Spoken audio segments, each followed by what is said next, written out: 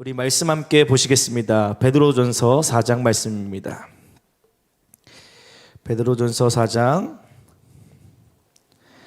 7절부터 11절 말씀입니다.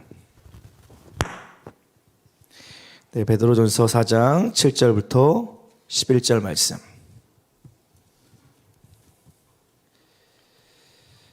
다 찾으신 줄 알고 우리 몇 절 안 되니까 우리 함께 합독하도록 하겠습니다. 시작.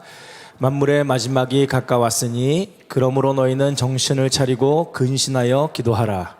무엇보다도 뜨겁게 서로 사랑할지니 사랑은 허다한 죄를 덮느니라. 서로 대접하기를 원망 없이 하고 각각 은혜를 반대로 하나님의 여러 가지 은혜를 맡은 천한 청지기같이 서로 봉사하라.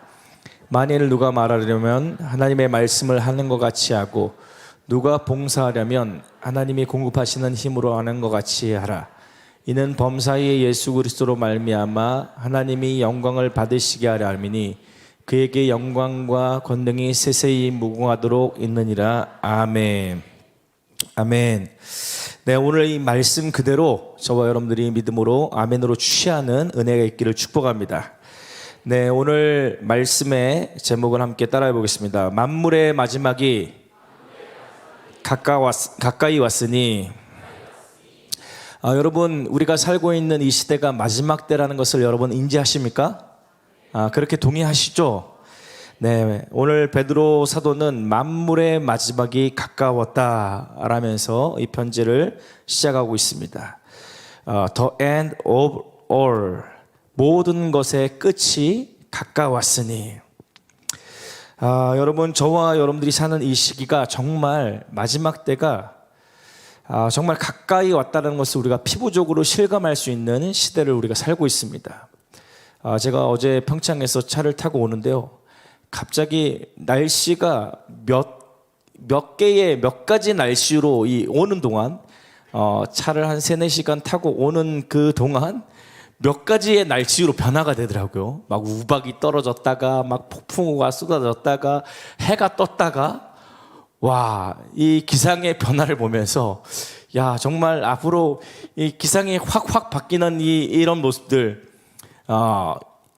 이 마지막 때에 하나님 뭔가 이렇게 마지막 때의 징조들이 일어나는 것 같다라는 이게 두려움과 그런 약간 주님의 때가 가까이 왔다라는 것이 저한테 그냥 직감적으로 피부적으로 와닿는 시간이었습니다. 여러분, 우리가 인정하지 않으나 주님의 때가 머지 않았습니다.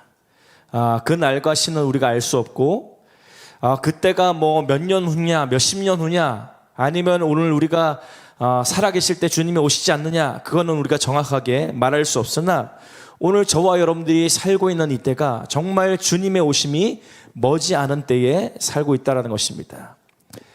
이스라엘과 하마스의 전쟁만 봐도 오늘 이 전쟁 이후에 이 전쟁의 상황이 지금 중동 전쟁 혹은 또 전 세계 대전으로 번져갈 수 있을 거라는 우려들을 하고 있습니다. 오늘 전 세계를 경영하시는 그 주님의 주권 안에 오늘 주님의 선하신 뜻만이 이루어지기를 소원합니다. 여러분, 주님의 높으신 뜻이 만약에 오늘 이 이스라엘의 이 전쟁을 통해서 주님이 행하실 일이 있다면 마땅히 이루어져야 될 일이고, 오늘 이 일을 통해서 또한 이스라엘의 많은 백성들이 주님께 돌이켜 오늘 살아계신 예수 그리스도를 주라 시인하는 일들이 일어나기를 소원합니다. 그러나 오늘 이 전쟁으로 인해서 무고한 백성들이 피해를 입지 않도록 여러분 계속해서 중보해 주시기를 부탁드립니다.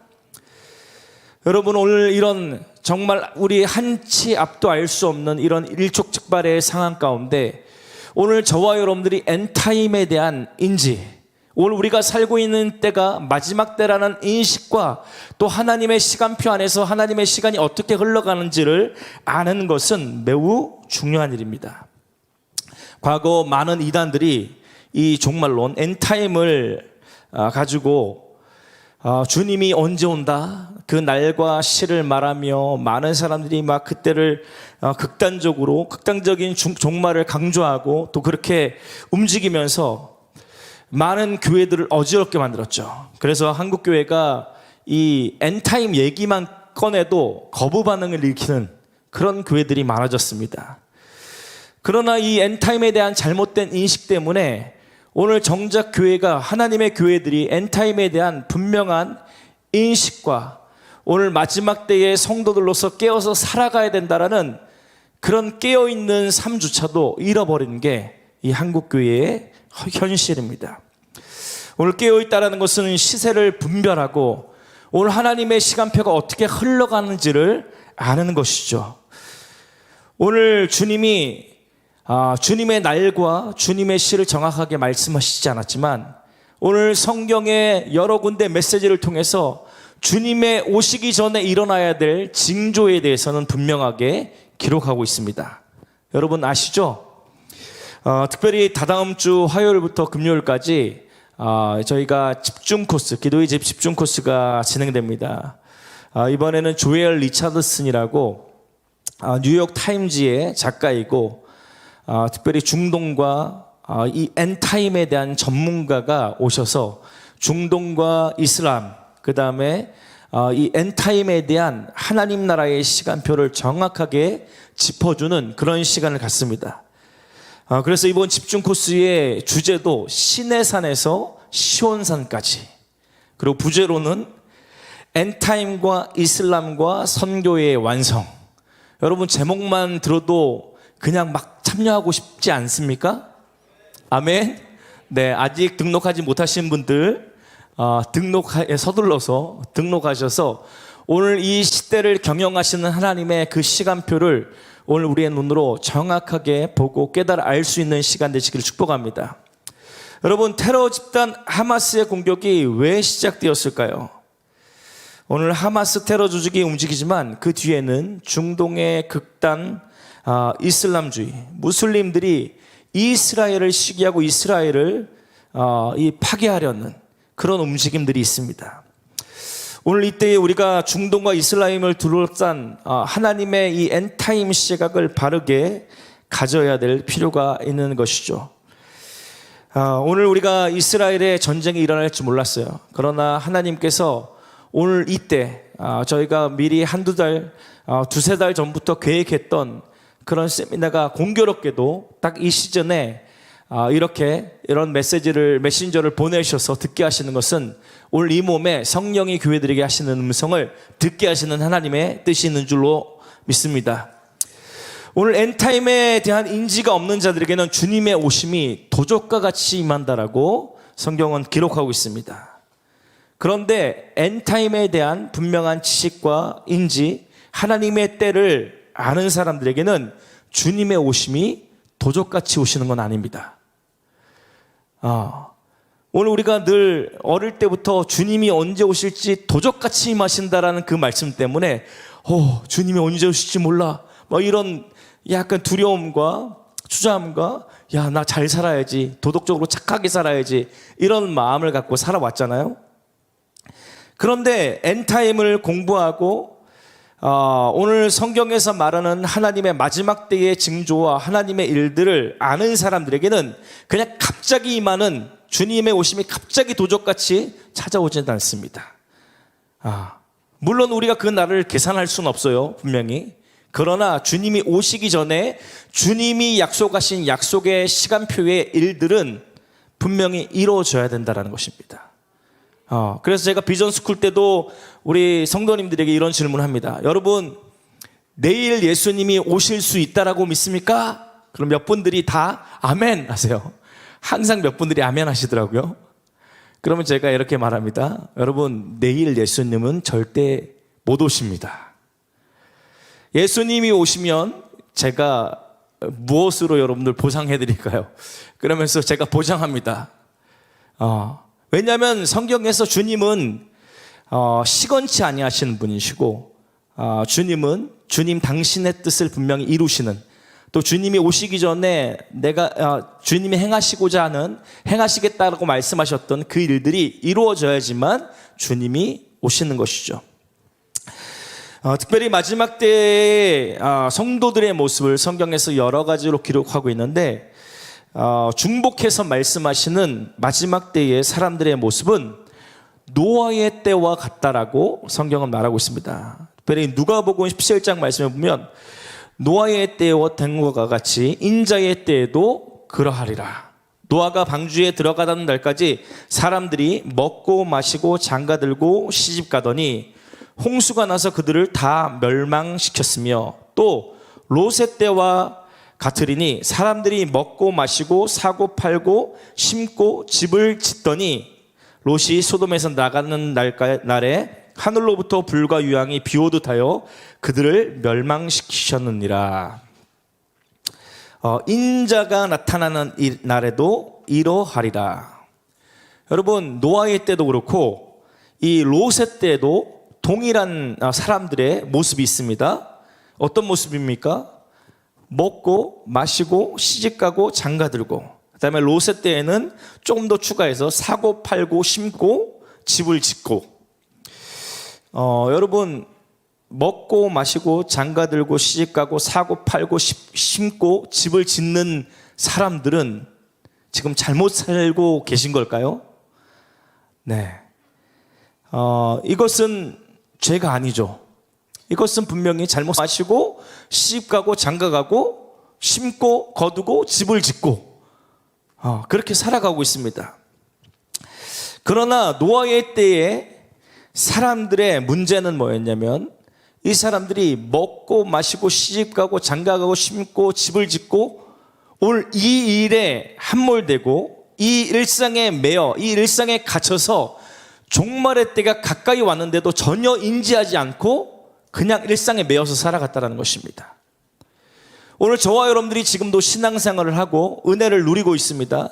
그런데 저와 여러분들이 엔타임에 대한 인지, 오늘 지금 당장은 아니지만 나중에 정말 주님의 오심이 도래했을 때에 우리가 지금처럼 그냥 늘 습관처럼 쳇바퀴 돌듯이 일상에 매여서 살아가다 보면은 그런 사람들에게는 예수님의 오심은 도적같이 임하십니다. 그냥 엔타임에 대한 인지가 없이 그냥 일상에 매여서 계속 성공을 꿈꾸고 결혼을 꿈꾸고 잘 살고 집을 잘 얻고 이런 것을 꿈꾸며 살아가는 자들에게는 주님의 오심은 갑자기 찾아오는 종말이 되는 것이죠. 지금도 성령이 교회들에게 하신 음성이 저와 여러분들에게 들려지기를 축원합니다. 더 나아가서 저와 여러분들이 마지막 때를 끝까지 승리하며 달려가기를 소원합니다. 저는 오늘 이 말씀 본문을 통해서 마지막 때에 교회들이 붙들어야 될 것이 무엇인지, 마지막 교회들이 회복해야 될 신앙의 모습이 무엇인지 함께 살펴보기를 원합니다.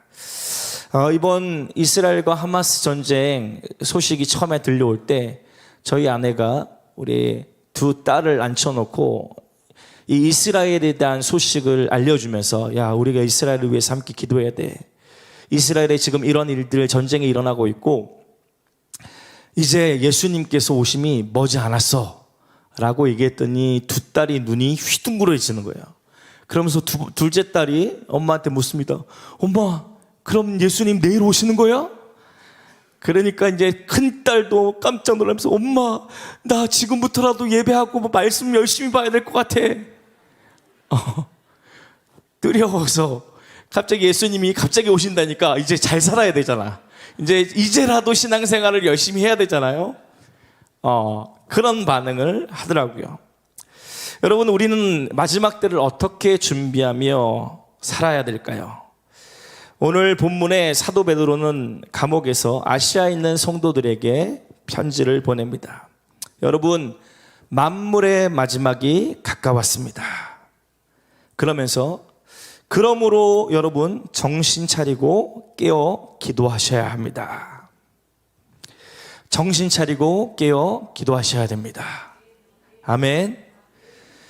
지난 코로나를 통과하면서 많은 교회들이 정말 어려워졌습니다. 많은 영세한 교회들이 문을 닫기도 하고, 이 코로나의 타격으로 인해서 코로나 이후에 교회의 회복률이 급속히 떨어졌고 교회의 복귀율이 굉장히 저조해졌습니다. 그런데 이 코로나 중에서도 부흥한 교회들이 있어요. 코로나 중에서도 정말 이 코로나가 도리어 교회들을 깨우고 활성케 한 교회들이 있습니다. 그런 교회들의 특징은 이 코로나 중에도 어떻게든 온라인으로 모여서 함께 기도했던 교회고, 온라인 유튜브나 줌이나 다양한 도구를 통해서 어떻게든 마음을 모아서 기도했던 교회들. 저희 이제 PCN 네트워크라 그래서 저희 기도하는 집, 기도하는 교회들, 그런 네트워크 있어요, 목회자들. 근데 이 목사님들과 코로나 중에 잠깐 연락도 취하고 코로나 끝나면서 잠깐 피드백하며 얘기를 나누던 중에 너무 감사했던 것은, 모든 교회들이 코로나 때 어쨌든 기도의 집인 교회를 추구하는 교회들이기 때문에 기도를 놓을 수가 없었던 거죠.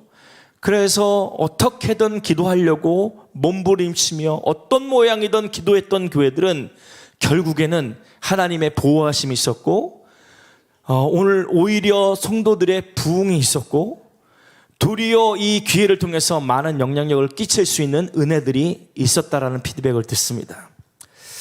여러분, 오늘 마지막 때에 수많은 환난과 오늘 우리 안에 다양한 유혹과 교회를 향한 핍박들이 있을 때에 오늘 기도하는 교회들은 끝까지 승리할 줄 믿습니다. 오늘 기도하는 교회들이 오늘 성령의 음성을 듣고 오늘 주님을 따라갈 때에 주님이 인도하시는 대로, 어린 양이 우리를 어디로 인도하시든지 그 어린 양을 따라가는 교회가 끝내 승리하는 교회가 되는 것이죠. 베드로는 이렇게 고면합니다. 정신을 차리고 근신하여 기도하라. 여기서 정신을 차린다는 말은 마치 술 취한 사람이 이성을 잃고 그냥 사리를 분간하지 못하는 상태를 말합니다. 우리가 일상에 매여서 살아가다 보면은 우리는 자동적으로 이 세상의 시스템과 가치와 오늘 이 세상의 오늘 문화, 오늘 이 세상이 추구하는 그런 것들에 젖어서 살아가게 됩니다. 일상 안에 정신없이 살다가 가만히 우리 속에 들어온 세상의 가치가 마치 골리앗과 같이 세상 앞에 선 저와 여러분들이 굉장히 작아 보이게 짓눌러 버립니다. 그래서 오늘 이 큰 세상을 우리가 이길 수 있을까라는 그런 두려움을 가져다 주죠. 그런데 저와 여러분들이 눈을 감고 기도하기 시작할 때에 오늘 세상보다 더 크신 하나님을 바라보게 되고, 오늘 세상보다 오늘 이 모든 우주를 경영하시는 그 주님을 믿음의 눈을 열어서 보기 시작할 때에 오늘 우리 안에 소망이 생겨나는 줄 믿습니다.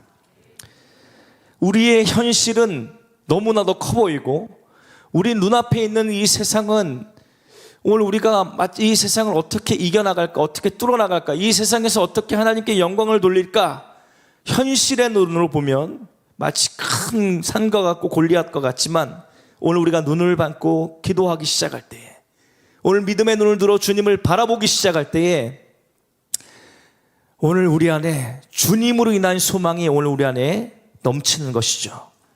너희는 그의 나라와 그의 의를 구하라. 그리하면 이 모든 것을 너희에게 더하시리라. 아무것도 염려하지 말라.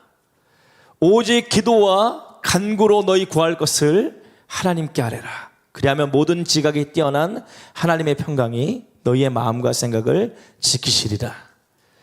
오늘 저와 여러분들이 기도하기 시작할 때에 오늘 우리의 삶의 시스템, 오늘 우리의 삶의 환경의 어떠함을 뛰어넘어서 오늘 하나님이 오늘 우리의 삶에 일하기 시작하십니다. 기도는 믿음의 성도들에게 주신 최고의 선물이고 무기입니다. 여러분 믿으십니까? 믿으셔요? 그런데 왜 저와 여러분들은 껄핏하면 기도를 쉬는 거죠? 저와 여러분들은 왜 껄핏하면 기도를 쉬는 걸까요? 왜 기도하기가 힘든 거죠? 박 목사님께서 집회 가실 때마다 이런 질문을 자주 하십니다. 여러분, 기도를 안 하는 걸까요? 못 하는 걸까요? 우리 성도님들은 다 아시죠? 못 하는 겁니다.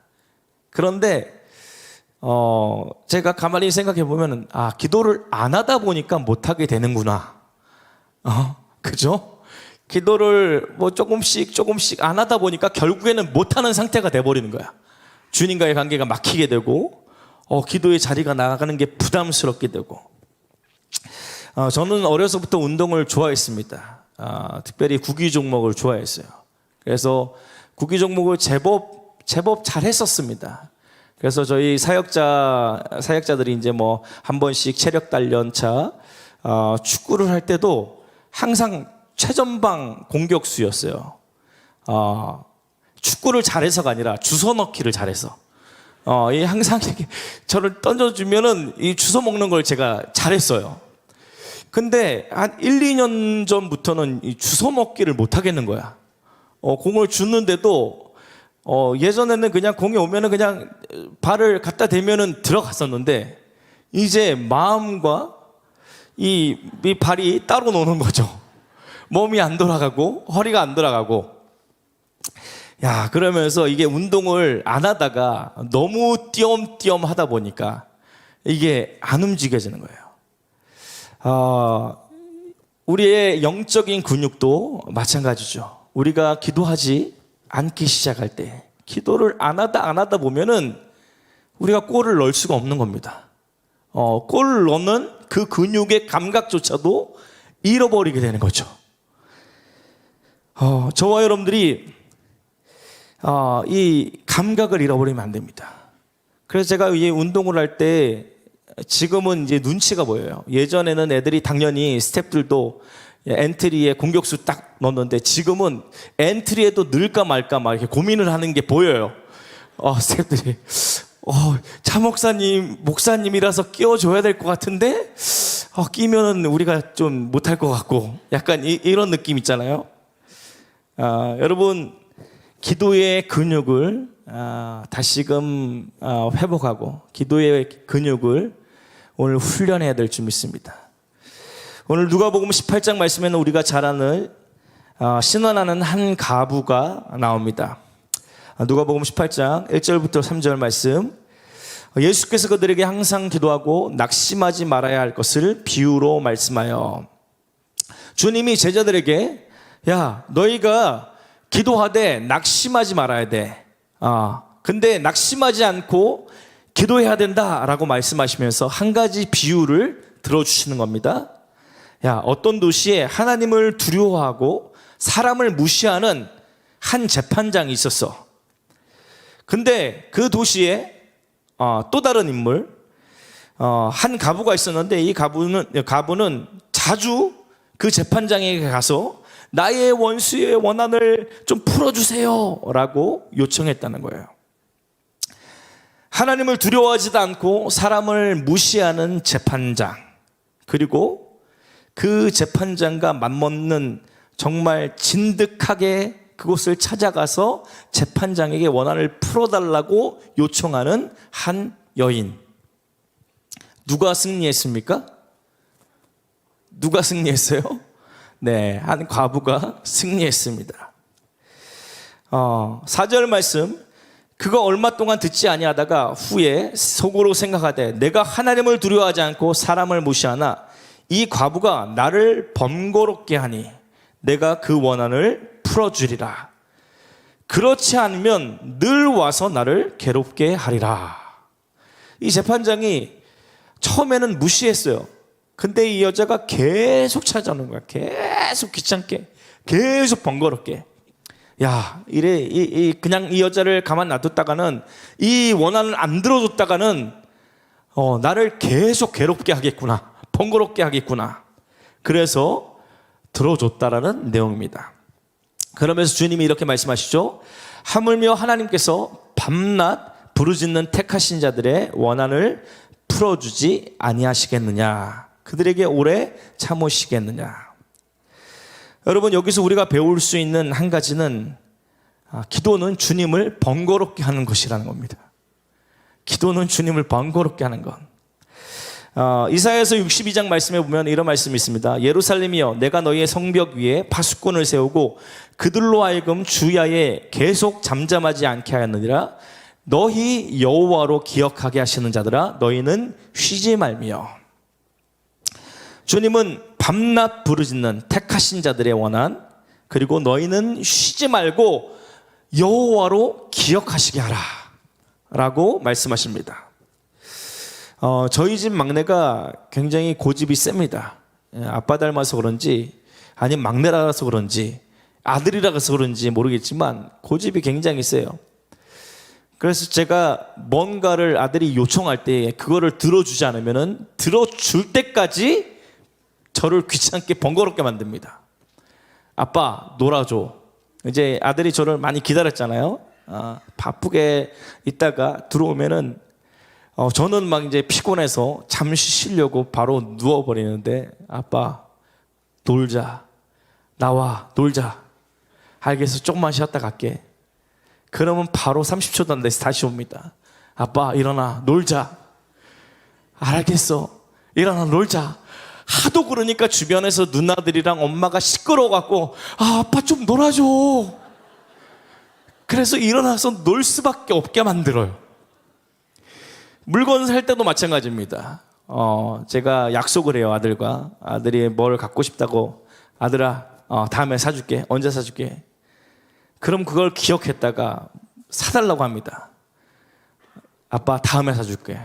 안 돼. 약속했으니까 지금 사줘야 돼.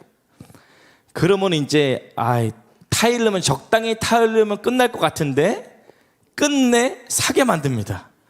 네, 끝내 사줄 수밖에 없게 만들어요. 근데 아들을 바라보면서 야 주님이 우리가 주님 앞에 계속 밤낮 부르짖는 당신의 자녀들의 이 요청을 주님이 저는 그냥 번거롭고 귀찮아서가 아니라 정말 사랑하기 때문에 이 아들의 요청을 들어줄 수밖에 없겠구나. 여러분 말이 좀 이상하게 들릴 수 있겠지만 기도는 번거로운 자리로 나아가서 주님을 번거롭게 하는 것입니다. 이게 무슨 말이야? 막 약간 막 말을 헷갈려 하시는 분들이 계시는 것 같은데 기도는 번거로운 자리로 나가서 주님을 번거롭게 하는 것입니다. 여러분 기도하려면은 이제 직장 마치고 돌아오시는 분들 이제 직장 다녀오셔서 이제 옷을 환복하고 씻고 좀 쉬고 싶으신데 기도하러 가시려면은 다시 뭔가 채비를 해서 다시 짐을 싸서 나와서 장시간 몇 시간을 차를 타고 오셔서 혹은 전철을 타고 오셔서 막차 끝나기 전까지 기도하다가 또 들어가셔서 그 다음날 쪽잠을 주무시고 그 다음날 또 출근을 하셔야 돼. 얼마나 번거롭습니까? 그런데 이 수고스러움을 감당하는 게 기도예요. 그러잖아요. 저와 여러분들이 그냥 기도의 자리로 나가는 것 자체가 굉장히 번거로운 일이야. 최근에 박 목사님께서 이 컴센터에 오셔서 저희 스태프들에게 이런 도전을 하셨습니다. 야, 너희들은 근무만 딱 끝나고 그냥 다 집으로 들어가서 그냥 집에서 쉬고 놀고 그냥 있는 거야? 어떻게 밤에 기도하러 오는 사람이 이렇게 없어? 야, 이제 주 3일 이상은 무조건 나와서 기도해! 라고 도전을 하셨어요. 처음엔 스태프들 안에 막 불만들이 일어납니다. 우리는 하루 종일 기도실을 섬기는데 근무를 끝나고 또 근무지로 와서 기도를 3시간 이상씩 하라니까 이 안에 막 불만들이 올라오잖아요. 그런데 처음에는 약간의 불만, 목사님 꼭 그렇게 해야 돼요? 막 저한테 그런 얘기를 하는 거예요. 근데 순종함으로 한 주, 2주 약속된 시간을 지키기 시작했는데 나중에는 감사하다고 하더라고요. 우리가 기도의 자리에서 기도할 수 있게 하셔서 감사합니다. 근무 시간에 본인들이 기도하는 줄 알았어. 그런데 근무 시간은 그냥 근무였어요. 이제 기도 시간을 따로 확보하니까 진짜 기도가 되는 거예요. 진짜 주님이 만나져지고 다시금 주님의 임재가 주님의 임재 안에서 이 기도의 영이 깨어나고 주님과의 소통이 활성화가 되는 겁니다. 여러분 오늘 예수님께서 비유로 든 누가복음 18장 말씀에서 8절 말씀에 이렇게 말씀하십니다. 우리 함께 읽어볼까요? 시작. 내가 너에게 이르노니 속히 그 원한을 풀어주시리라. 그러나 인자가 올 때에 세상에서 믿음을 보겠느냐 하시느라. 이 말씀을 다른 번역 성경에 보면은 세상에서 이런 믿음을 찾아볼 수 있겠느냐라고 여러분들을 이해하시면 되겠습니다. 과거 우리 믿음의 선배들은 산기도, 철야기도, 새벽기도, 몸소 기도의 번거로움을 몸소 사셔서 그냥 이 영적 경건의 삶을 사셨습니다. 제가 몇 개월 전 우리 선두주자 학생들을 데리고 이 남부지방의 아울리치를 갔어요. 기도의 집 아울리치라 그래서 저희 PCN 네트워크에 기도의 집을 하고 있는 교회들을 찾아가서 그곳에서 기도의 집을 시뮬레이션하고 또 그 지역에 또 영적인 명소들을 땅밟게 하면서 그 지역을 주님께 올려드리고 기도하는 시간을 가졌어요. 근데 이 경남권에 유명한 많은 부흥사들을 키워낸 한 유명한 기도의 산이 있습니다. 오늘 기도산이 정말 걸출한 이 영적인 인물들, 영적인 선배들을 많이 길러냈던 곳인데, 안타까운 것은 저희가 이제 코로나가 막 끝났을 때 방문을 해서 그런지 기도하는 사람이 없었어요. 불과 코로나 전만 해도 기도의 소리가 끊이지 않고 계속해서 진짜 수백 명의 사람들이 매일 저녁에 와서 기도했던 그런 동산이었고 기도의 기적이 있었던 그런 땅이었습니다. 그런데 코로나가 딱 지나면서 이제 완전히 사람들의 종족이 사라졌어요. 기도하러 오지 않습니다. 여러분, 사람들이 왜 기도하지 못할까요? 기도의 근육을 잃어버려서 그렇기도 하고, 기도의 응답이 더뎌지면서 그 번거로운 이 기도를 포기해서 그렇기도 하고, 또 오늘 본문의 말씀과 같이 믿음을 잃어버려서 그렇기도 하죠. 오늘 히브리서 말씀, 믿음이 없이는 하나님을 기쁘시게 하지 못하나니 하나님께 나아가는 자는 반드시 그가 계신 것과 또한 그가 자기를 찾는 자들에게 상 주시는 이심을 믿어야 할지니라. 여러분, 기도에는 상이 있는 거 믿으십니까? 기도에는 상이 있어요. 마태복음 6장에 보면은 하나님이 상급을 주시는 몇 가지 통로들이 있다고 말합니다. 하나가 기도고, 하나가 구제고, 하나가 금식입니다. 오늘 기도에, 금식에, 또 구제에 주님이 상을 주신다고 그래요. 근데 이 상을 잃어버리는 경우가 어떤 겁니까? 사람들에게 보이려고 하는, 이미 칭찬을 받는 게, 야, 칭찬이 그게 네가 이미 상을 받은 거다. 칭찬 대신, 상 대신 칭찬을 받은 거야 라고 말씀하시죠. 여러분, 우리는 기도를 믿어야 합니다. 아멘. 오늘 우리가 기도할 때 하나님께서 일하시는 것을 믿으셔야 돼요.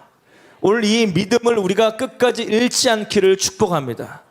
여러분, 지금도 기도하는 교회, 오늘 하나님은 그 기도를 듣고 주님은 이 역사를 경영하십니다.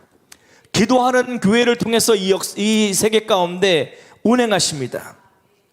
오늘 저와 여러분들이 끝까지 오늘 이 시대가 혼란하고 오늘 이 시대 한치 앞을 알지 못하는 이런 상황 가운데 오늘 저와 여러분들에게 사도 베드로의 권면이 저와 여러분들에게 각인되며 오늘 우리 영을 깨우는 은혜 되기를, 말씀 되기를 축복합니다. 너희는 정신을 차리고 깨어 기도하라. 할렐루야. 이것은 저를 향한 경종이기도 하고 여러분들을 향한, 우리가 끝까지 붙들어야 될 주님의 메시지인 줄 믿습니다. 다시 기도의 자리에서 주님을 만나는 은혜가 오늘 우리 안에 있어야 되겠습니다. 마지막 때를 살아가는 저와 여러분들이 붙들어야 될 두 번째 메시지는 우리 8절 말씀 함께 읽어볼까요? 8절 말씀 시작. 무엇보다도 뜨겁게 서로 사랑할지니 사랑은 허다한 죄를 덮느니라. 안 나오네요. 두 번째 따라해 봅시다. 공동체와 더불어 승리하라. 베드로는 이렇게 권면합니다. 무엇보다 뜨겁게 서로 사랑하라. 여러분, 셀 식구들을 사랑하십니까? 아멘. 목소리가 많이 작은 거 보니까 사랑하기 힘든 거 잘 압니다. 잘 알지만 사랑해야 됩니다. 아멘. 교회만큼 다양한 사람들이 모인 곳이 없습니다. 정말 각자 다 다른 배경, 다양한 기질, 다양한 사람들이 모이는 곳이 바로 교회 공동체죠. 우리가 사회에서는 시대가 지나면 지날수록 점점 더 사람은 가리면서 선택하면서 관계를 맺어가는 시대를 살고 있어요. 우리가 좋아하는 사람은 만나서 그냥 교제하고 별로 상대하고 싶지 않은 사람들하고는 그냥 얘기를 섞지 않은 그런 문화가 그냥 자연스러운 시대를 우리가 살고 있습니다. 적당히 나를 숨길 수도 있고 가릴 수도 있고 포장할 수 있는 그런 세대를 살고 있어요. 그러나 교회 안에서는 영적 가족이라고 말합니다. 야, 너와 나가 가족이래. 그래서 야, 여러분들 가족이니까 이제 사랑하십시오 라고 묶어놨어요. 근데 사랑하기가 너무 힘들죠. 사랑하기가 너무 힘듭니다. 나를 적당히 숨기고 싶고 좋은 모습만 보이고 싶은데 나를 오픈하는 것 자체가 부담스럽습니다. 마치 결혼 전에는 우리 형제와 자매가 좋은 모습만, 아름다운 모습만 보여주다가 이제 결혼함과 동시에 이제 모든 민낯을 다 보여주고 모든 환상이 깨지잖아요. 그래서 청년들이 결혼하고 나서 간혹 이렇게 찾아옵니다. 결혼이 이런 거였습니까? 이런 질문들을 합니다. 결혼이 그런 것이죠. 우리를 다 드러내고 보여주고, 그러나 그런 것들 다 오픈하고 온전한 연합을 이뤘을 때 진정한 주님의 신비가, 연합의 신비가 경험되어지는 거죠. 주님이 가정을 통해서 주님이 경험케 하시는 하나님의 은총과 은혜와 기쁨들, 하늘의 행복감을 마음껏 누릴 수 있는 창구가 되는 것입니다. 주님이 교회 공동체도 마찬가지로 오늘 우리가 가릴 수 있어요. 적절하게 신앙생활 할 수 있습니다. 적절하게 대면 하면서 오늘 우리가 그냥 예 성도님 이럴 수 있어요. 그러나 우리가 왜 영적인 가족을 외칩니까? 영적 공동체의 하나됨을 추구하고 있습니까? 우리는 왜 셀이 가족이 되어야 된다라고 외치면서 셀 안으로 들어가라고 말하고 있습니까? 처음에는 스트러글이 있을 수 있습니다. 처음에는 불편할 수 있어요. 부담될 수 있어요. 그러나 오늘 우리가 우리 스스로를 공동체에 의탁하기 시작할 때에 오늘 주님이 공동체를 통해서 오늘 저와 여러분들에게 주시고자 하는 하늘의 영적인 기쁨이, 그 풍성함이 저와 여러분들에게 누려지기 시작합니다. 많은 성도들이 셀을 과거에 경험하지 못했던, 그냥 신앙생활을 열심히 그냥 교회를 오다녔었지만 셀 안으로 들어가지 못했던 많은 성도님들이 저에게 오셔서 진정한 셀을 경험하고 나서 제가 진짜 가족을 얻었습니다. 이 가족의 기쁨을 맛보면서 너무 행복합니다 라는 그런 간증들을 많이 듣습니다. 여러분, 다소 불편할 수 있으나 오늘 공동체 안에 들어가는 것이 오늘 여러분들이 사는 길이고 승리하는 길인 줄 믿습니다. 우리가 공동체 안으로 들어갈 때에 공동체의 보호를 받을 뿐만 아니라 주님이 공동체를 통해서 더불어 함께 싸울 수 있는, 혼자서 씨름하고 싸워갔던, 뚫어갔던 그런 힘겨운 싸움에서 이제는 내 편이 생기는 거예요. 함께 뚫어가고 싸워가며 중보하며, 때로는 내가 넘어질 때도 있고 때로는 지체들이 넘어질 때 오늘 그 지체들을 함께 일으켜서 다시금은 기도하며 함께 뚫어갈 수 있는 것이죠. 우리가 품을 수 없는 영혼들, 사랑할 수 없는 지체들을 어떻게 사랑하고 용납할 수 있겠습니까? 우리 옆 사람들에게 한번 말해볼까요? 사랑하고 싶은데, 한번 따라해 보세요. 옆 사람에게 사랑하고 싶은데 제 마음대로 안 되네요. 네, 사랑하고 싶은데 우리 마음처럼 안 되잖아요. 여러분, 육신의 가족도 정말 사랑하기 쉽지 않습니다. 그렇잖아요. 사랑스럽다가도 한순간에 정내미가 떨어지게 만들고 그렇잖아요. 그런데 피 한 방울 섞이지 않은 오늘 지체들, 나와 기질이 다르고 성향이 다르고 전혀 다른 환경에서 자란 지체들을, 그 유니크한 다양한 지체들을 데려다 놓고 이제는 여러분 가족입니다 라는 거예요. 여러분, 우리가 어떻게 서로 연합되고 공동체 안에 깊은 코인오냐로 온전한 지체들을 사랑할 수 있겠습니까? 오늘 아까 진영 목사님이 기도 중에 선포하셨던 것처럼 우리가 십자가를 바라볼 때 가능한 줄 믿습니다. 오늘 우리를 용납하시고 용서하시는 그 십자가를 바라보기 시작할 때에 저와 여러분들이 죄인이었고 저와 여러분들이 연약한 자들이었잖아요. 저와 여러분들을 용납해 주신 그 사랑의 용납을 기억할 때에 저와 여러분들은 사랑의 빚진 자들로 오늘 우리의 지체들을 넉넉히 사랑으로 용납하게 될 줄 믿습니다. 우리가 잘 아는 사랑의 원자찬 손양원 목사님께서는 1948년 여수 반란 사건인데 두 아들이 이 반란군에 의해서 총살을 당했습니다. 손양원 목사님은 당시 아들을 죽인 이 공산당원이 체포되었고 사형을 받게 된다라는 그런 소식을 접한 뒤에 그곳에 찾아가서 이 사람을 풀어줄 것과 이 사람에 대한 모든 구타와 모든 것들을 금해줄 것을 요청합니다. 결국엔 우여곡절 끝에 그 사람이 풀려나게 되고 그 사람을 자신의 양자로 삼는 그 일화를 우리가 알고 있습니다.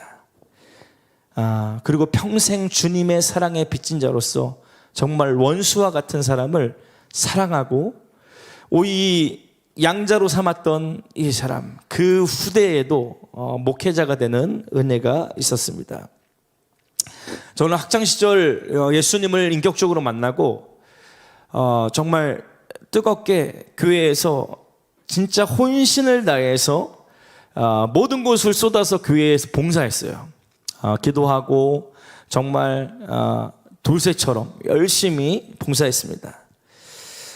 그리고 은혜를 막 받고 성령 충만함이 부어지니까 이제 자매들이 그래도 교회 오빠라서 동경을 하는 거예요.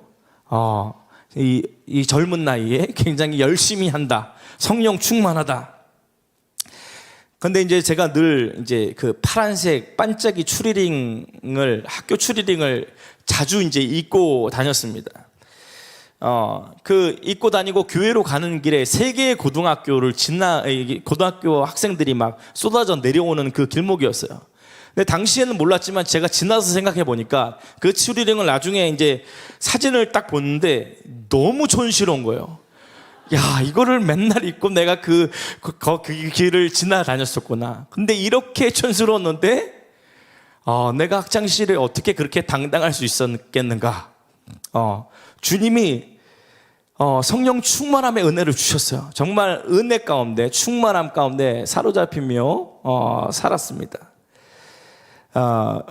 그래서 성령 충만한 은혜를 받다 보니까 이제 인기가 좀 있게 되더라고요. 우리 형제님들 장가를 빨리 가기 위해서는 성령 충만하시면 됩니다. 아멘. 아멘. 네, 성령 충만하시면 돼요. 그러면 자매들이 멋있어 보게 됩니다. 그런데 어쨌든 그 시절 저를 동경하던 어떤 자매 중에 한 명이 담임 목사님 딸이었어요. 담임 목사님 딸이 저를 이렇게 좋아한다라는 얘기를 그 일기장에 막 적어 놓았는데 이거를 이제 목사님 스님이 이게 보신 거야. 보시고 나서 이제 근심이 되셔서 이거를 이제 사역자 회의 때 얘기를 한 거예요. 왜냐하면 근심했다라는 게 어린 나이에 얘가 벌써 형제를 이렇게 좋아하고 되는구나 이런 것 때문에 근심하셔서 사역자 회의 때 살짝 얘기했던 것을 한 사역자가 그때 당시에 저한테는 이제 형님이라고 제가 불렀던 그 형님이 저를 부르더니 야, 이런 일이 있었다. 야, 그 목사님 사모님은 차라리 야, 이럴 바에 너가 이 교회를 안 오는 게 더 나을 뻔했다. 라는 얘기를 했다라는 거예요.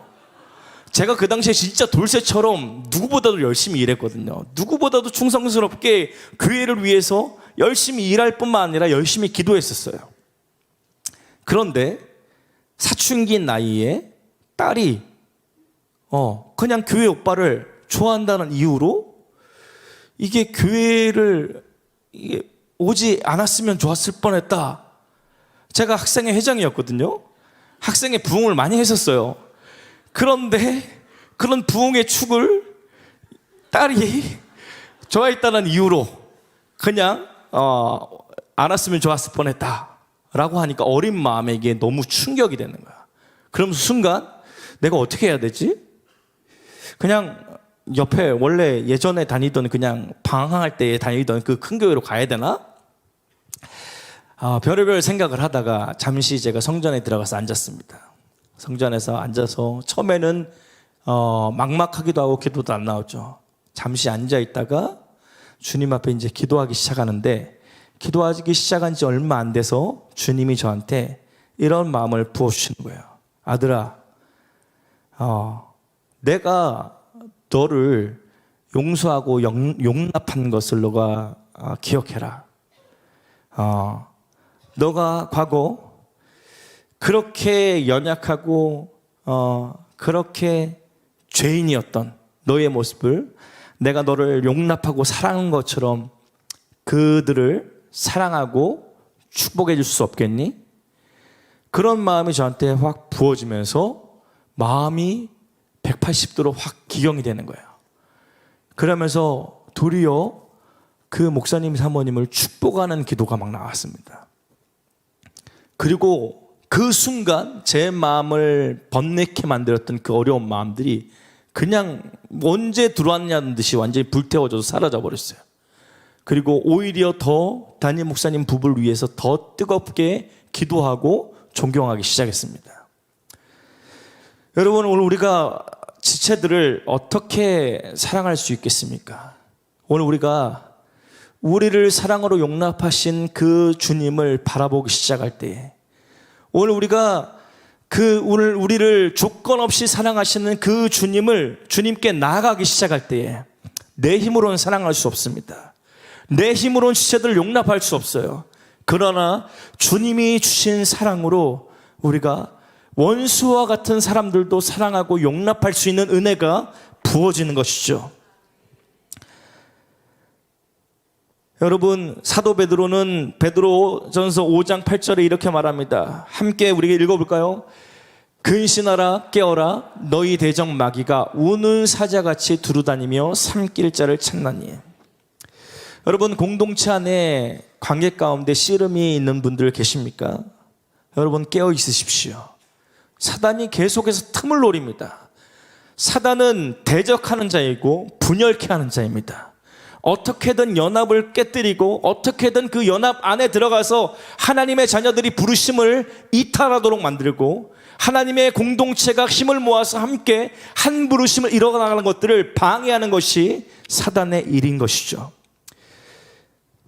오늘 지난주에 우리 양성우 전사님이 말씀하셨지만 마지막 때의 특징은 사랑이 식어지는 것입니다. 디모데후서 3장에 기록된 것처럼 사람들이 자기를 사랑하고 돈을 사랑하고 이 쾌락 사랑하기를 하나님보다 더한다라고 말하고 있습니다. 여러분, 거짓 사랑이 성행하기 때문에 진짜 사랑이 식어져 버리고 끝내 진짜 사랑을 빼앗겨 버리는 것이죠. 이 시대적 영성, 마지막 때의 사람들의 특징이 거짓 사랑이 성행함으로 진짜 사랑이 잃어버려지는 것인데, 오늘 이런 시대 가운데 살아가는 이 시대적 영성은 저와 여러분들, 이 시대를 살아가는 저와 여러분들에게도 살며시 스며들어옵니다. 오늘 하나님의 백성들, 하나님의 자녀들은 오늘 반대 정신으로 싸워야 될 줄 믿습니다. 오늘 시대가 아무리 그 가짜 사랑으로 충만케 되고 진짜 사랑을 잃어버린다 할지라도 교회만큼은 진짜 사랑으로 충만한 공동체가 되어야 됩니다. 오늘 저와 여러분들이 진짜 사랑을 붙들고 진짜 사랑을 추구할 때에 오늘 모든 가짜 사랑을 넉넉히 태우며 삼킬 줄 믿습니다. 사랑이 식어지는 시대에 진짜 사랑을 추구하는 것. 여러분, 진짜 사랑이 무엇입니까? 진짜 사랑은 지체들의 허물과 수치를 가려주는 것입니다. 여러분, 노아의 아들들 기억하십니까? 노아의 아들들. 아버지가 포도주에 취하셔서 모든 몸을 벌거벗은 채 나체의 모습을 보이셨는데 한 아들이 그 모습을 보면서 비웃으면서 형들한테 가서 얘기합니다. 야, 아빠가 술 취하셔서 저렇게 다 버리셨어. 근데 두 아들은 어떻게 반응했습니까? 뒷걸음질 쳐서 들어가서 아버지의 나체를 가리고 아버지를 언어해드리죠. 여러분, 인간들은 누구나 실수합니다. 누구나 연약함이 있습니다. 완벽한 사람은 아무도 없습니다. 여러분 동의하십니까? 여러분들 같이 사는 분들이 완벽하다라고 하시는 분들은 정말 주의 은혜인 줄 믿습니다. 그런데 그런 분들은 찾아보기 쉽지 않아요. 오늘 인간들이 누구나 다 실수가 있고 연약함이 있기 때문에 이 죄성으로 사람들을 자꾸 바라보고 정죄하고, 그렇기 때문에 분열이 일어나고 서로를 향한 판단과 정죄가 일어나게 되는 것이죠. 본문 말씀에서는 사랑은 허다한 죄를 덮는다라고 말합니다. 이 말은 죄를 묵인하라는 말은 아닙니다. 그냥 죄를 모른 채 다 덮어주라는 말은 아닙니다. 때로는 죄를 지었으면 그것을 책망하고 직면시켜주고 바르게 교정시켜주고 잡아줘야 됩니다. 그러나 전제는 사랑 안에서.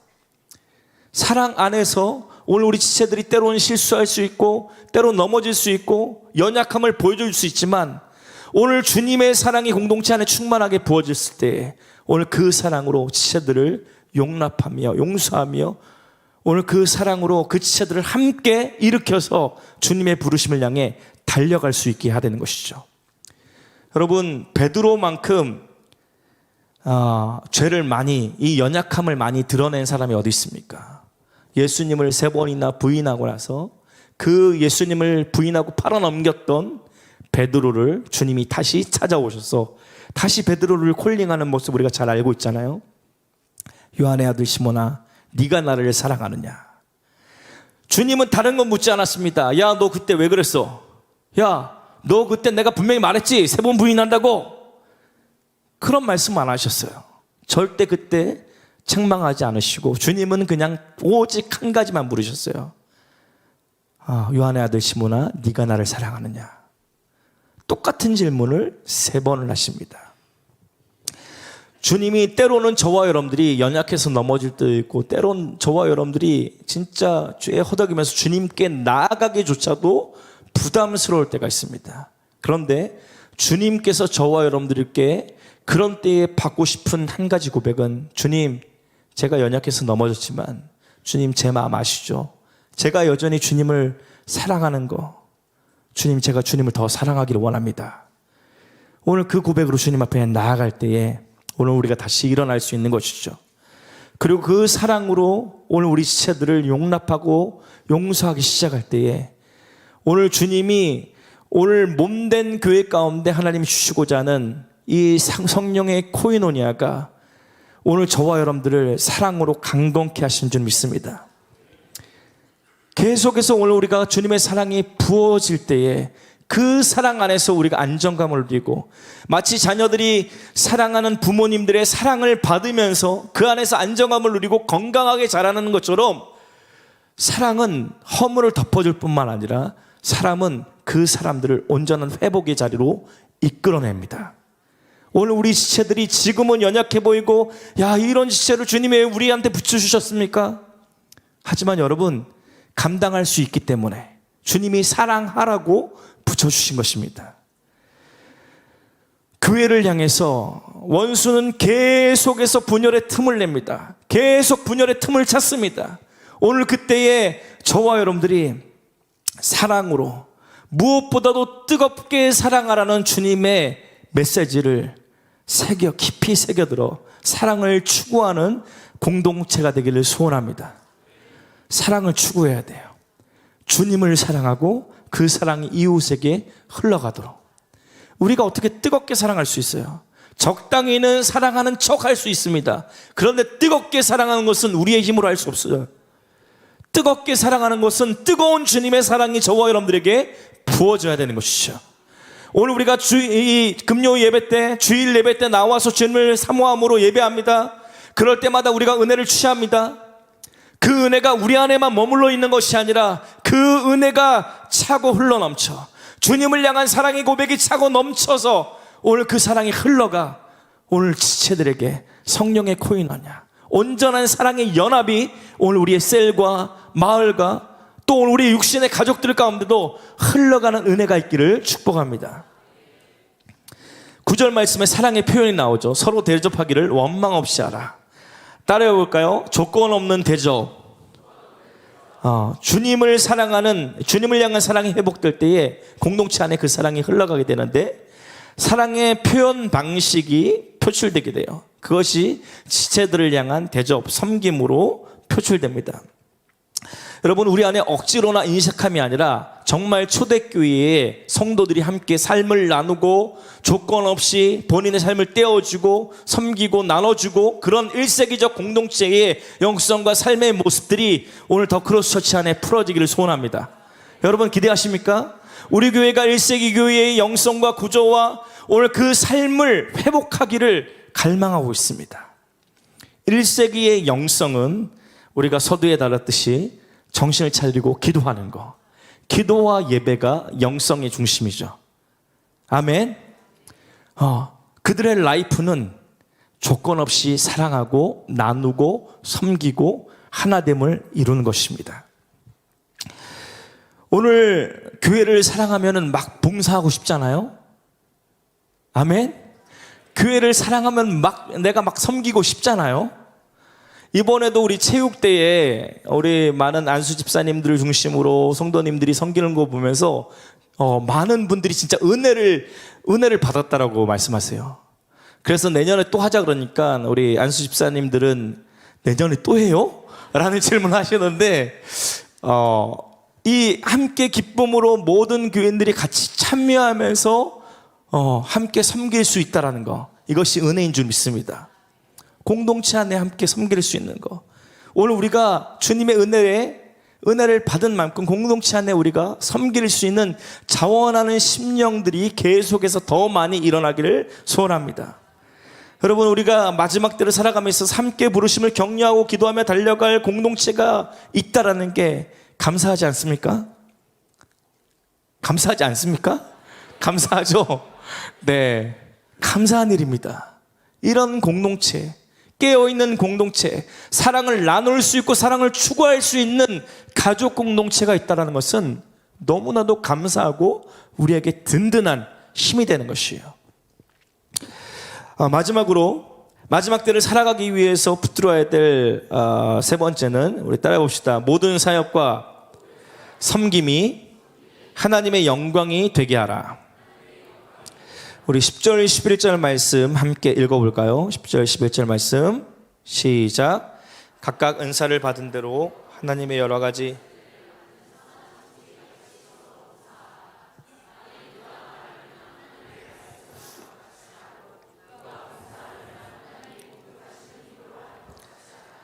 이는 범사에 예수 그리스도로 말미암아 하나님의 영광을 받으시게 하려 함이니 그에게 영광과 권능이 세세히 무궁하도록 있느니라. 아멘.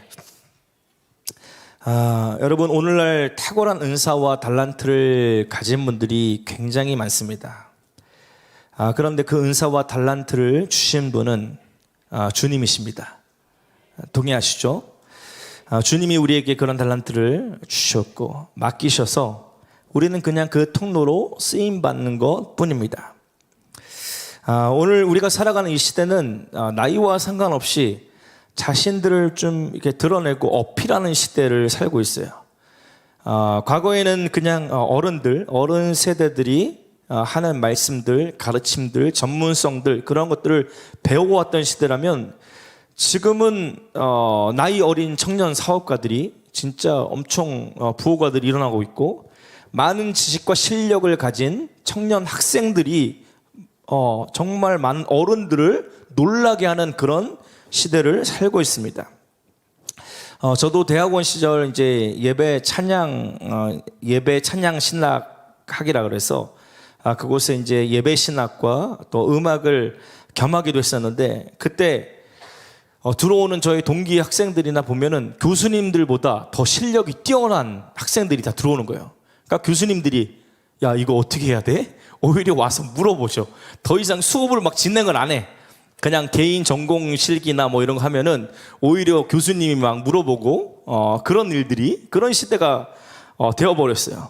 시대가 빠르게 변화되고 있고 자신들의 보이스를 다양한 채널들을 통해서 다양하게 이게 자유롭게 표현할 수 있는 시대가 되었습니다. 그런 만큼 오늘 이 시대에 진짜가 있을 뿐만 아니라 가짜들이 굉장히 많습니다. 자신을 드러내는 사람들이 많은 만큼 짜가들이 굉장히 많아요. 여러분 지금 교회를 연구하는 학생들, 저희 이제 목회 트렌드라 그래서 저희 사역자들이 이 교회의 시대적인 상황을 또 여러 가지 데이터로 좀 정리해 놓은 그런 책자가 있습니다. 그런 것들을 저희 전략회의 사전에 목회자들이 그런 것들을 좀 다 읽고 함께 디스커션하는 시간을 가졌어요. 오늘 그곳에서 교회의 이 성장학자, 목회 트렌드를 연구하는 학자들이 정리한 용어들 중에 이 플로팅 크리스찬, 그 다음에 OTT 크리스찬 이런 용어들이 있습니다. 코로나를 통과하면서 이런 신종 용어들을 이제 정리하게 되었는데 플로팅 크리스찬들은 코로나 시즌 온라인 예배를 드리다 보니까 온라인으로 뭐 대면 예배로 이제 현장에 가는 게 아니다 보니까 온라인으로 본인 교회 예배를 틀다가 연관 검색으로 뜬 다른 교회를 이제 검색해서 들어가다 보니까 그 교회가 너무 좋은 거죠. 예배가 너무 좋고 말씀이 너무 좋고 그러다 보니까 이제 어쨌든 교회에서는 온라인 예배로 드리는 것으로 추적이 되지만 온라인으로 다른 교회에서 은혜를 받고 있는 크리스찬, 그래서 플로팅 크리스찬이라고 그렇게 표현을 하더라고요. 그 다음에 OTT 크리스찬이라고 해서 이 코로나 시즌 이 신앙생활에 본인들이 이제 신앙생활을 계속해서 공급받고 성장을 할 수 있는 도구들이 막히게 되다 보니까 온라인으로 그것들을 찾아서 취한다는 겁니다. 그래서 OTT 그 여러 가지 채널들, 뭐 넷플릭스나 뭐 여러 가지 채널을 통해서 여러분들 막 본인들이 취하고 싶은 것들 찾아볼 수 있는 그런 시스템을 말하는 건데, 그래서 성도들이 이것저것 찾아보면서 본인들의 신앙의 성장의 도구로 사용한다는 것입니다. 오늘 이런 시대, 그래서 많은 유익을 실제로 누리기도 하지만 이것에 문제점이 또 있습니다. 오늘 가짜나 진짜나 분별하지 않고 다 흡수해 버렸을 때는 진짜 디모데후서의 말씀에 나오는 이 사건들이 일어날 수 있다는 겁니다. 디모데후서 3장 6절 7절 말씀 함께 읽어볼까요? 시작. 그들 중에 남의 집에 가만히 들어가 어리석은 여자를 유인하는 자들이 있으니 그 여자는 죄를 중히 지고 여러 가지 욕심에 끌린 바 되어 항상 배우나 끝내 진리의 지식에 이를 수 없느니라. 남의 집에 가만히 들어가 어리석은 여자를 유인한다. 주님이 오늘 이 시대에 여러분 남의 집에 가만히 들어가서 어리석은 여자를 유인한다. 그냥 여자들이 집에 들어가서 그냥 낯선 사람이 와갖고 유인하면 따라갈까요? 여러분 낯선 사람이 여러분들 집에 갑자기 들어오셔서 일로 와보세요. 여러분들을 유혹한다고 여러분들이 따라가겠습니까? 오늘 이 디모데후서는 마지막 때에 대해서 기록하고 있습니다. 디모데후서 3장 말씀의 앞절에 보면은 마지막 때의 현상에 대해서 사람들이 자기를 사랑하고 이기적이고 돈을 사랑하고 쾌락 사랑하기를 하나님보다 더 사랑한다라는 본문이 위에 있고 이어서 말하는 내용입니다. 어쩌면 이 주님의 오심이 가까운 이때 마지막 때를 살고 있는 이 온라인 시대를 살고 있는 저와 여러분들을 향해서 말씀하시는 주님의 말씀이라고 저는 믿습니다. 이제는 애써 누군가 침입하지 않아도 자동적으로 우리 안에 가만히 우리의 마음을 빼앗아갈 수 있는, 우리의 마음을 시작할 수 있는 그런 시대를 우리는 살고 있어요. 그래서 오늘 우리가 어떤 메시지를 보고 듣고 그런 것을 통해서 우리가 이 사람 말 잘하네, 뭔가 정보가 엄청 방대한데, 그럴싸한데, 그러다가 그냥 그것들을 따라가다가 많은 지식을 배우지만 끝내 진리에는 이르지 못한다라고 말합니다.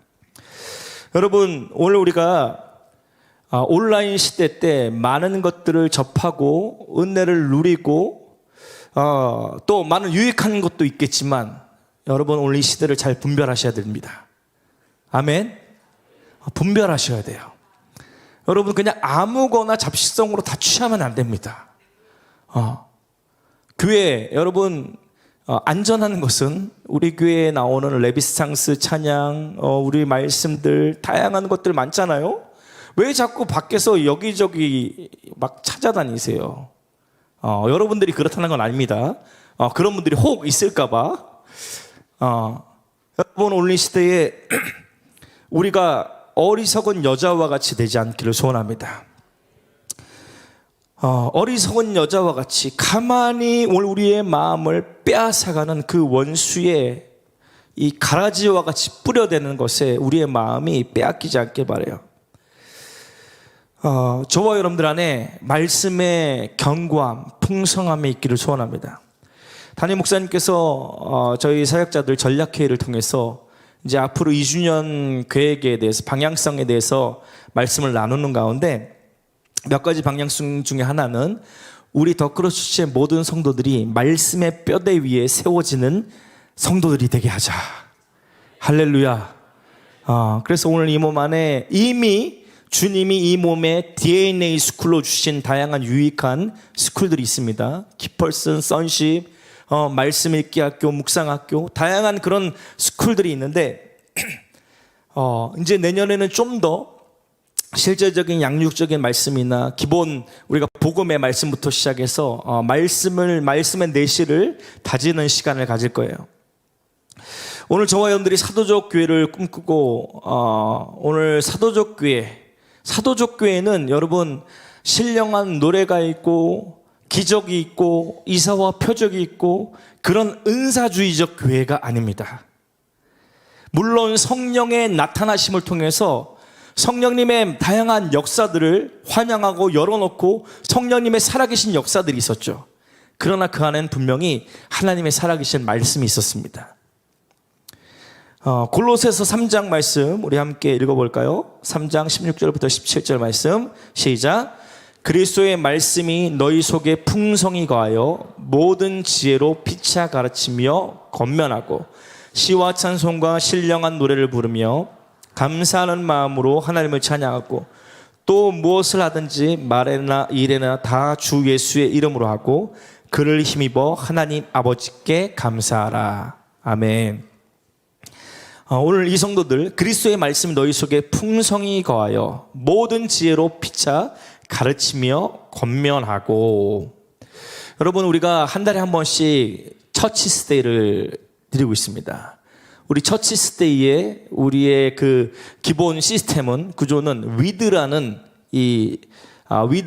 도구를 가지고 이 셀 모임을 진행하고 있죠. 여러분 그렇게 진행하고 계시죠? 위드. 여기에서 오늘 우리가 월십이 있고 서로를 위해서 기도하는 시간이 있고 또 서로 병든 자를 위해서 치유하고 그런 기도도 있지만 T 시간이 있습니다. T. 오늘 진리의 말씀을 서로 분별하고 서로 가르치고 세워가는 시간. 오늘 1세기 교회의 성도들은 그리스도의 말씀이 그 속에 풍성하여서 서로를 피차 가르칠 수 있고 서로를 권면하며 말씀으로 진리를 서로 함께 찾아갔던 성도들이었습니다. 여러분, 더크로스처치가 말씀으로 풍성케 돼서 오늘 우리가 매달 드리고 있는 처치스테이 예배가 정말 예배와 주님의 임재가 충만할 뿐만 아니라 그 속에 하나님의 말씀이 살아서 서로를 권면하고 말씀의 진리 가운데 우리가 바르게 정렬되고 세워지는 오늘 저와 여러분들의 모든 공동체가 되기를 소원합니다. 모든 셀마다 이 말씀의 뼈대가 튼튼하게 세워지는 시간 되길 바라요. 오늘 우리 안에서 탁월한 한두 명 교사뿐만 아니라 주님이 우리 각자에게 주신 주님의 말씀의 감동이 서로를 권면하고 교훈하고 세워주며 주님께로 이끌어주는 풍성함이 되기를 바랍니다. 우리는 모든 성도들이 이제 담대히 주님의 말씀을 마음을 나누고 선포할 수 있어야 됩니다. 아멘. 그래서 담임 목사님은 이제 막 한 번씩 계속 요청하셨잖아요. 여러분, 예배 중에 감동이 있는 분들, 특별히 그런 목자님들 나오셔서 감동을 선포해 주세요. 근데 한국 사람들은 참, 저부터도 그렇고 참 주저주저 하잖아요. 감동이 있어도 이거 괜히 잘못된 감동이 아닐까? 나가서 괜히 절진 않을까? 이게 잘못 말하면 어떻게 되지? 감동이 틀리면 어떻게 되지? 여러분, 셀 안에서 주님이 주신 감동들 더욱더 담대히 나누시고, 오늘 이 말씀으로 풍성케 되고 주님의 임재 안에서 오늘 서로 말씀으로 교훈하고 세워가는 그런 충만함이 이제 풀어질 것입니다. 주님이 이제 기름 부어 주실 것이에요. 제 안에 주신 주님의 감동은 이제 우리 성도님들에게 주님이 말씀의 기름 부음과 예배의 기름 부음을 부어 주실 거라는 감동이 있습니다. 여러분, 지난주에 주빌리 2부 참여하신 분들은 우리 북서울건역 우리 성도님들의 예배를 참여하셨죠? 온오프라인으로 참여하셨을 겁니다. 처음에 저 사실 솔직히 굉장히 불안했습니다. 제가 그날 왜 하필 내 순번이 오늘 기도 코디로 이 첫 타임을 맡은 거야? 그리고 이제 저희 예사연에 우리 원신호 간사, 김태훈 전사 막 다들 막 긴장해갖고 이거 어떻게 혹여나도 사고가 일어나면 바로 뛰어 올라가야지 막 긴장함으로 막 있고, 막 톡방에서 야 아비움 체크했어? 뭐 도와줬어? 막 그러면서 긴장하면서 그러고 있었습니다. 그리고 다른 권역 말씀을 들었다 보니까 다른 권역에서도 막 두 손을 두고 막 중보하면서 그 자리에 함께 하셨다라는 얘기를 들었습니다. 그런데 놀라운 것은 그 불안함은 잠시뿐이었어요. 두세 곡 지나고 나니까 주님이 언제 은혜를 주시기 시작하는데, 네 곡째부터는 기존의 우리 청년 예배팀보다 더 진한 하나님의 무거운 임재가 있더라고요. 그러면서 주님이 오늘 이 성도들에게 정말 이 원띵의 기름 부음, 담임 목사님이 내년 후년에 가장 중요한 첫 번째 방향성을 모든 온 교회가 원띵의 영으로, 주님을 사모하는 영으로 사로잡게 하고 싶다라는 방향성을 외치셨는데, 그 시작을 본 것 같았습니다. 오늘도 여러분 기대하십니까? 주님이 그런데 지난주 예배를 드리는데, 내가 이제 이 교회에 그냥 비단 레위인이라고 불리는 그런 예배자들 뿐만 아니라 이 교회의 성도들, 이 교회의 모임 셀들, 권역들이 모이는 곳마다 더 충만한 주님의 임재로 기름 부으시겠다라는 그런 기대와 감동을 주셨습니다. 여러분, 하나님께서 이제 계속해서 오늘 우리 가운데 더 탁월한 메신저들, 더 탁월한 예배자들을 일으키실 것입니다. 이제는 특정의 레위인 그룹뿐만 아니라 많은 제사장으로 부르신 저와 여러분들이, 모든 자들이 함께 오늘 주님의 은혜를 풀어내고 표현하고 그 은혜를 함께 누리게 될 것입니다. 그런데 여러분, 이런 하나님의 은혜를 주실 때에 우리가 끝까지 기억해야 될 한 가지는, 따라해 봅시다. 우리는 청지기들입니다. 우리는 청지기들이에요. 여러분, 청지기는 어떤 자들입니까? 집안의 일을 도맡아 하는 자들입니다. 집안의 일을 도맡아 하는 자인데, 이 청지기는 철저하게 주인의 집을 가꾸고 본인의 권리, 본인의 영광, 본인의 것이 아니라 오직 주인의 기쁨을 위해서 일하는 자들입니다. 여러분, 오늘 우리가 주님이 오늘 이 교회 가운데 많은 권세와 권한과 하나님의 기름 부음을 허락하실 때에, 앞으로 오늘 이곳에서 진짜 수많은 메신저들, 예배자들, 수많은 하나님의 은혜의 부음들이 있을 때에 저와 여러분들이 끝까지 겸손하게 청지기와 같이 오늘 주님께 영광 돌려드리는 교회가 되기를 소원합니다. 오늘 청지기는 자신의 모든 수고와 열심을 오직 주님께만, 주인에게만 돌려드립니다. 오늘 청지기적인 신앙, 그 자세, 오늘 우리가 하나님이 이 교회를 계속해서 세우고 이끌어 가실 때에 오늘 우리는 주님의 것이고 우리는 주님의 청지기일 뿐입니다 라는 겸손한 고백이 오늘 마지막 때에 끝까지 우리로 승리하게 만들 줄 믿습니다. 고린도후서에 우리의 싸운 무기는 육신에 속하는 것이 아니요 어떤 견고한 진도 무너뜨리는 하나님의 능력이라. 모든 이론을 무너뜨리며 하나님을 아는 것을 대적하여 높아진 모든 것을 다 무너뜨리고 모든 생각을 사로잡아 그리스도에게 복종하게 하네.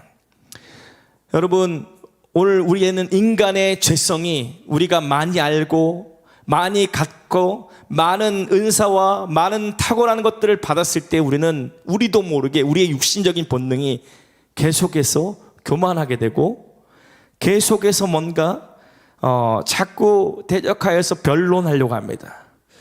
그러나 오늘 하나님의 교회가 그리스도께 계속해서 복종하며 청지기적인 삶과 청지기적인 마음으로 오늘 우리가 주님 앞에 겸손히 살아갈 때에 주님은 계속해서 오늘 이 교회 가운데 주님의 영광으로 함께 하실 줄 믿습니다.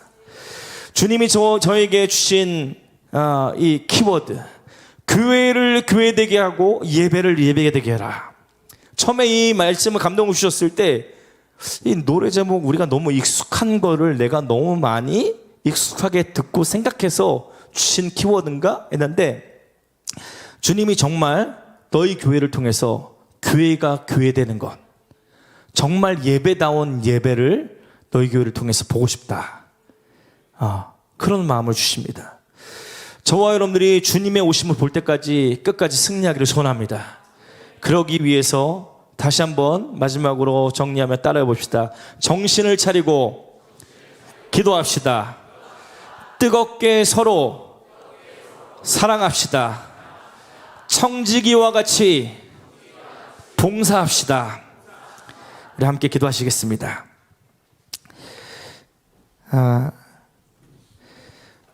오늘 저와 여러분들 더크로처치를 많은 교회들이 주목하고 있습니다. 더크로처치를 주목하고 있다는 것은 더크로처치에 몸을 이루고 있는 저와 여러분들을 또 주목하고 있다는 말이기도 합니다. 여러분, 저와 여러분들이 번거롭지만 오늘 영적인 씨름의 삶을 사셔야 됩니다. 저와 여러분들이 무너지면은 많은 진짜 하나님 나라 차원의 소망이 꺾여져요. 그래서 저와 여러분들이 절대 무너지지 않고 롱런하고 승리하기 위해서는 오늘 우리가 주님을 붙들어야 됩니다. 끝까지 주님께 더 깊이 나와야 될 줄 믿습니다.